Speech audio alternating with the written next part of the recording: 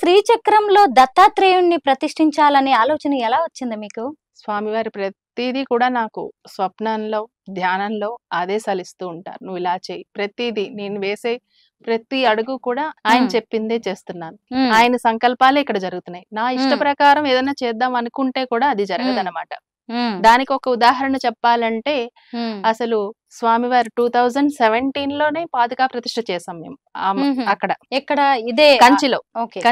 2016లో నుంచి మేము ఆ ప్లేస్ కి వెళ్ళడం, చూడడం, ఎలా మొదలు పెట్టాలని తెలియక మళ్ళీ వెనక్కి రావడం.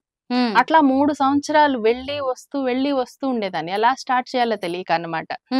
అప్పుడు స్వామి ఫస్ట్ నువ్వు పాదుకా ప్రతిష్ఠ చెయ్యి అని చెప్పి ఆజ్ఞాపించారు.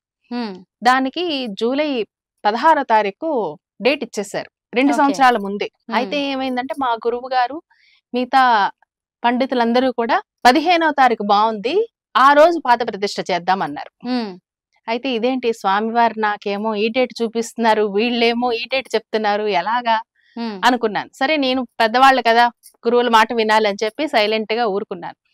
మొత్తం మేము పాదుకలు తయారు చేసి బండిలో పెట్టి అందరం బయలుదేరుతున్నాం. ఆ టైంకి అక్కడి నుంచి ఫోన్ వస్తుంది, ఆ ఊర్లో ఎవరో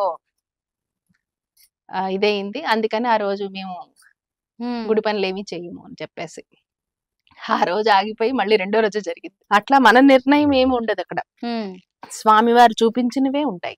ఇప్పుడు కోటి చక్ర ప్రతిష్టాపన అనేది మళ్ళీ ఎందుకు వచ్చింది మీకు స్వామివారి నుంచి ఆజ్ఞ? శ్రీపాద శ్రీ వల్లభ స్వామి శ్రీచక్ర దత్తాత్రేయుడిగా నన్ను ప్రతిష్ఠించు అన్నారు. అసలు ఏంటి స్వామి, నాకు అసలు ఏమీ తెలియదు, అసలు ఏ జ్ఞానం లేదు.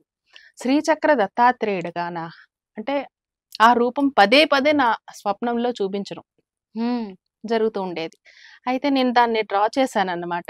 చేసి ఇట్లా కావాలి అని చెప్పి గుజరాత్ లో శిల్పికి చెప్పి అట్లా చేయించాం స్వామివారిని. అది చేసిన ఆయన కూడా మన పిఠాపురంలో శ్రీపాద వల్లభుడిని చేసిన ఆయనే. అట్లా చాలా మిరాకిల్స్ అన్నమాట. ప్రతి ఒక్కటి కూడా చాలా అద్భుతంగా జరుగుతూ ఉండేవి. ఆయన లీలలు ఒకటి అసలు చెప్పనలవి. ఎందుకు అలాగా ఏడుపు వస్తుంది దేవుణ్ణి శ్రీపాద శ్రీ వల్లభుడి గురించి గుర్తు చేసుకుంటుంటే ఆయన లీలల్ని? ఎందుకంటే ఒక సామాన్య స్త్రీని గృహిణిని మన్నుని మిన్నుగా చేయడం, మిన్నుని మన్నుగా చేయడం ఆయన చేతుల్లోనే ఉంది. అసలు ఏమీ తెలియని దాన్ని తీసుకెళ్లి ఇంత పెద్ద స్థాపన చేయమని ఆజ్ఞాపించడం, అది నా చేత చేయించుకోవడం అనేది మరి నేను ఏ జన్మలో చేసుకున్నాను. ఇప్పుడు నేను ఇలా మాట్లాడుతున్నాను, అసలు నేను ఎక్కువ మాట్లాడేదాన్నే కాదనమాట. ఇలా మాట్లాడుతున్నాను ఈ రోజు అంటే కూడా ఆయన వల్లనే. ఎందుకు అలాగా? అసలు మిమ్మల్ని అంత ప్రత్యేకమైన వ్యక్తిగా ఎందుకు గుర్తించారు అనుకుంటున్నారు శ్రీపాద శ్రీ వల్లభుడు? ఆయన మీద ఉన్న నమ్మకం, ప్రేమ. మీ జీవితంలో జరిగిన ఆయన మహిమలేంటి? నా జీవితంలోనా అయితే నాకు 1997లోనే మ్యారేజ్ అయిపోయింది.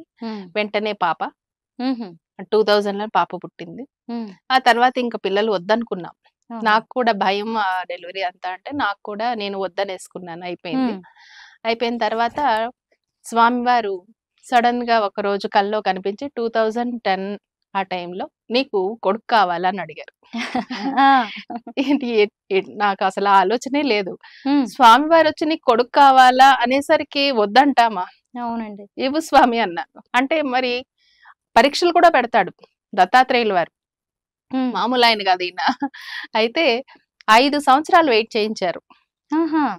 5 సంవత్సరాలు వెయిట్ చేయించారు. 2016లోనే నాకు 14లో నాకు బాబు పుట్టాడు. 2000 సంవత్సరంలో అమ్మాయి పుట్టింది, తర్వాత 14 ఏళ్లకి మళ్ళీ కొడుకు పుట్టాడు. ఇది ఒక పెద్ద అద్భుతమే కదా. ఆయన మాటని విన్నాను, నమ్మాను. అన్ని సంవత్సరాలు వెయిట్ చేశాను, పుడతాడు అని. ఇది ఒక పెద్ద అద్భుతం. అసలు చెప్పాలంటే పెద్ద పుస్తకమే రాయొచ్చు అనమాట ఈయన లీలల గురించి. మీరు అమ్మవారి ఉపాసకులు కదా, ఆవిడ మీకు ఒంటి మీదకి వస్తూ ఉంటారు. ఎప్పుడైనా ఎవరికైనా ఏదైనా చెప్పడం లాంటివి జరుగుతూ ఉంటాయా? ఏ టైంలో ఆవిడ మీ ఒంటి మీదకి వస్తూ ఉంటారు? అంటే నాకు శ్రీపాద శ్రీ వల్లభ స్వామి ఎప్పుడైతే నాకు ఆజ్ఞాపించడం జరిగిందో అప్పటి నుంచి కూడా సకల దేవతలు ఒంటి మీద రావడం జరిగింది. అయితే నేను లలితాదేవి నవరాత్రులు చేస్తూ ఉంటాను చిన్నప్పటి నుంచి కూడా. అసలు దేవి పూజ ఎలా చెయ్యాలో తెలియని వయసులోనే నాకు 3rd 4th చదివేటప్పుడే మా నాన్నమ్మ గారు గుంటూరులో ఉన్నారు. ఆవిడ ఆ గుంటూరులో ఒక పెద్ద రాజరాజేశ్వరి అమ్మవారి గుడి ఉండేది. ఉమ్, అక్కడ నన్ను తీసుకెళ్లి బాల త్రిపుర సుందరి లాగా కూర్చోపెట్టేవారు అనమాట. పట్లంగా జాకెట్ వేసా దేవి నవరాత్రిలో. అక్కడ ఉమ్, అందరూ నన్ను అంటే బాలదుర్గగా పూజ చేయడం, అట్లా ఏంటిది ఏదో జరుగుతుంది అన్నట్టు నేను చూస్తూ ఉండేదాన్ని. ఉమ్, ఆవిడ మాత్రం నన్ను ఎప్పుడు అమ్మ దుర్గమ్మ తల్లి వచ్చావా అనేది. ఆవిడకి ఉమ్, మరి నా గురించి ఏం తెలుసో తెలియదు, కానీ నన్ను ఎప్పుడు దుర్గమ్మ తల్లి వచ్చావా అంటూ ఉండేదన్నమాట. ఉమ్, అట్లాగా నాకు 9th క్లాస్‌లో లలితా సహస్రనామాలు నోటికే వచ్చేసేవి అన్నమాట. అప్పుడు ఉమ్. మనకి యూట్యూబ్‌లు గాని ఏం ఇవేమీ లేవు. లేవు. ఉమ్, కానీ నేను ఒక్కదాన్నే అమ్మకి ఈ నామం ఇష్టం అవ్వాలి నేను పలికితే ఉమ్, అన్నట్టు ఒక్కొక్కటి నేనే నేర్చుకొని అలా పలికేదన్నమాట. అమ్మ ఉమ్, నీకు ఈ నామం ఇష్టమా? అలాగా ఉహుం, ఒత్తులలా పలుకుతూ ఉమ్, అలా 3 గంటల సేపు, 4 గంటల సేపు పూజ రూమ్‌లోనే గడిపేదాన్ని అమ్మతో. అలా అమ్మ నాతో మాట్లాడడం అలా జరిగింది. అయితే 2010లో దేవీ నవరాత్రులప్పుడు అమ్మవారి ఫోటో మీద ఇలా చేయి పెట్టి నేను ఉమ్, అమ్మను ప్రార్థిస్తూ ఉండగా, "నా పేరు నీకెందుకు పెట్టానో తెలుసా?" అనింది. ఉహుం, అంటే నా పేరు శ్రీలలిత. నాకు శ్రీ లలితా సహస్రనామాలు చదవడంతో నా పేరంటే నాకు చాలా ఇష్టం అన్నమాట. ఉమ్, అయితే నా పేరు ఎందుకు పెట్టానో తెలుసా అంటుంది. ఏంటి అమ్మ ఇలా అంటుందని చూస్తూ ఉన్నాను. ఒక గోల్డెన్ కలర్ వెలుతురన్నమాట. ఉమ్, ఆ ఫోటోలో నుంచి, ఆ లలితాదేవి ఫోటోలో నుంచి నా చేతుల మీదుగా వచ్చి నా ఒళ్ళంతా కూడా రావడం, అదే నాకు మొదటి అనుభూతి. ఉమ్, అట్లాగా అప్పటి నుంచి కూడా నాకు అమ్మవారు ఉమ్. రావడం, మాట్లాడడం అనేది జరుగుతూ ఉంది. ఓకే. కాకపోతే ఇంట్లో అందరూ భయపడ్డారు. ఏంటిది అని. ఏంటిది అని. నాకే భయం అసలు. మామూలుగా వేరే వాళ్ళు చూస్తే మనకే భయమేస్తది కదా! అనిపిస్తుంది ఏంటిది అని. అట్లాగా నా మీద రావడం ఉమ్. అట్లా మొదలైంది. ఇప్పుడు ఈ కోటి చక్ర ప్రతిష్టాపన అనే దాన్ని ఎలా చేయబోతున్నారు? కోటి శ్రీచక్రాలను ప్రతిష్ఠించడం అంటే చిన్న విషయం ఏం కాదు. ఇది మరో అస్ మహాద్భుత కార్యం కాబోతుంది. అసలు ఈ మందిర నిర్మాణమే మహా అద్భుతం. ఉమ్, అసలు కంచిలో. కంచిలో ఎట్లా ఒక తెలుగు అమ్మాయి వెళ్ళి ఉమ్, తమిళనాడులో కట్టడమే కష్టం. ఉమ్. అందులో మళ్ళీ కంచిలో కంచి ఎంతమంది పెద్ద గురువులు ఉంటారు కంచి అనగానే. అవును. ఆ కంచిలో కూడా పరమాచార్యుల వారు కూడా ఇప్పుడు కూడా నేను ఉమ్, వెళ్తే నాతో మాట్లాడుతూ ఉంటారు. ఎందుకంటే మహానుభావులందరికీ కూడా నేను వెళితే అంటే నాలో ఉన్నది వాళ్ళకి అర్థమవుతుంది. ఉమ్, ప్రతి పీఠాధిపతులకు కూడా నా ఉమ్. గురించి అర్థమవుతుందన్నమాట. ఏంటి నీ పని ఎంతవరకు వచ్చింది అని అడుగుతూ ఉంటారు. అట్లా గణపతి సత్యనానంద గణపతి స్వామి సచ్చిదానంద ఇంకా స్వామీజీ, చిన్న స్వామీజీ వారు ఆ, ఆయన చెప్పారు ఫస్ట్ నీకు విగ్రహాలు దానంతట అవే వస్తాయి, నువ్వు వద్దని చెప్పకు అని చెప్పి. ఉమ్, అట్లాగే విగ్రహాలు ఇప్పటికి కూడా వారాహి, బాల, ఉమ్. రాజరాజేశ్వరి, అవును, వీళ్ళందరి రాజమాతంగి. విగ్రహాలను కూడా మీరు ప్రతిష్ఠించారా అవును. అదే గుళ్ళో? అవును. ఎందుకంటే శ్రీచక్ర దత్తక్షేత్రం. ఉమ్, శ్రీచక్రం అంటే ఇప్పుడు వరకు మనం అమ్మవారిని చూస్తూ వచ్చాం. ఉమ్, అసలు శ్రీచక్రానికి నీకు ఏంటి నాయనా అన్నప్పుడు నాకు ప్రతిదీ ఈ బుక్ చదువు, ఉమ్, పలానా దాంట్లో నీకు ఆన్సర్ తెలుస్తుంది, అట్లాగా నాకు తోస్తూ ఉంటదన్నమాట. ఉమ్, అట్లాగే ఇలా ఎన్నో అద్భుతాలు చూపించారు స్వామివారు.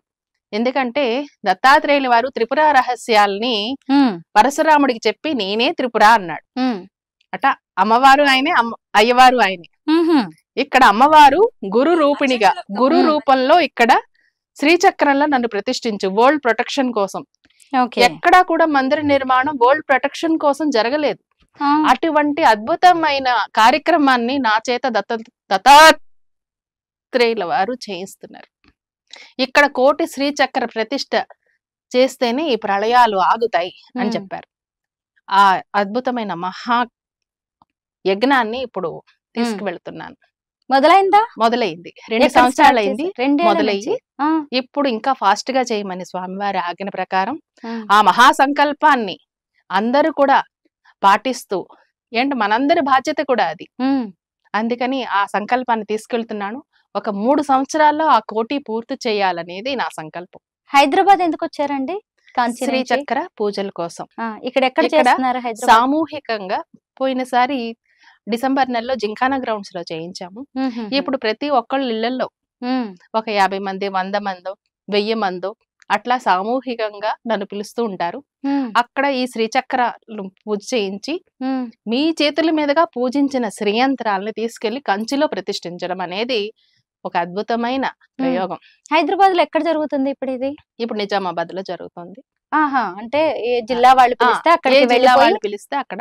ఆ, ఇప్పుడు ఒకళ్ళ ఇంట్లో శ్రీచక్రాలని జరుగుతుంది హైదరాబాద్ లో. అట్లా అయితే ఆ శ్రీ చక్రాలని వాళ్ళ ఇళ్లలో పూజలు చేయించేసి అక్కడి నుంచి ఆ. మీరు కంచికి తీసుకెళ్లి అక్కడ అక్కడ ప్రతిష్ఠిస్తారా? అదే ప్రతిష్ఠిస్తున్నాం గుళ్ళో? అదే గుళ్ళో